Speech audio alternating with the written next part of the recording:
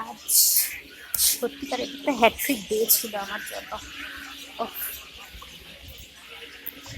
মানে এখন স্টেশনে হাঁটছি, গিয়েছি দোকা, এসছি একা কিন্তু। কেন কিভাবে ইন ডিটেলস জানতে চাইলে পরে বলবো। বাট আজকে একটা হ্যাট্রিক ডে ছিল। আর আসবার সময় বিশাল ঘটনা ঘটতে পারতো, কিন্তু ঘটেনি। চলে এসেছি ভালোভাবে, বসার জায়গা পাইনি, তবু চলে এসেছি ভালোভাবে। এখন যাবো তাড়াতাড়ি করে বাড়িতে গিয়ে কিছু টিফিন করে তারপর পড়াতে বসবো। আর হ্যাঁ, মুভি দেখতে গেছিলাম, মুভিটা নো ডাউট দারুণ হয়েছে, খুব এনজয় করেছি, প্রচণ্ড ভালো। প্রায় 3.5 ঘন্টার মুভি। এখন স্টেশনের ওপর দিয়ে হাঁটছি, ঠিক আছে?